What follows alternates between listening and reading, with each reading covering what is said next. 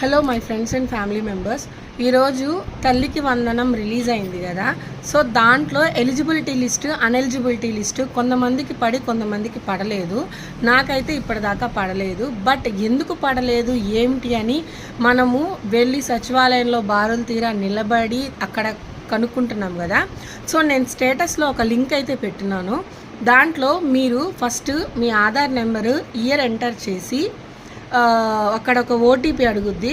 మనం ఆధార్తో ఏ నెంబర్ అయితే ఓటీపీ ఇచ్చున్నామో, ఏ ఆధార్తో ఏ ఫోన్ నెంబర్ అయితే లింక్ చేస్తున్నామో అది దానికి వెళ్తుంది. ఆ ఓటీపీ ఎంటర్ చేసిన తర్వాత క్యాప్చర్ ఉంటుంది అక్కడ, దాన్ని ఎంటర్ చేయండి. చేసిన తర్వాత అది ఎలిజిబిలిటీయా కాదా అని మనకి కిందే వచ్చేస్తుంది. మనం సచివాలయంకి వెళ్ళి వాళ్ళని అడగాల్సిన అవసరం లేదు. సో ఇది మీకు హెల్ప్ అవుతుందని నేను ఇది ఒక చిన్న ప్రయత్నంగా చేస్తున్నాను. సో నాదైతే ఇద్దరికీ రాలేదు, నాకు ఇద్దరు పిల్లలు, ఇద్దరికీ రాలేదు. బట్ నాకు ఇద్దరిది ఎలిజిబిలిటీ అనే చూపిస్తుంది. ఒకసారి ఇక్కడ చూసుకొని మీరు ఏ విషయం మీకు ఎలిజిబులా, ఒకవేళ ఎలిజిబిలిటీ లేదు అనుకోండి మనకు అక్కడే వచ్చేస్తుంది ఎందువల్ల మనం ఎలిజిబిలిటీ కాదు.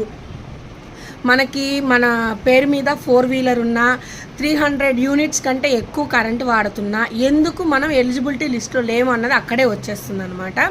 సో ఇది మీకు హెల్ప్ అవ్వద్దన్న ఉద్దేశంతో నేను పోస్ట్ చేస్తున్నాను. ఒకసారి చెక్ చేసుకోండి. Thank you.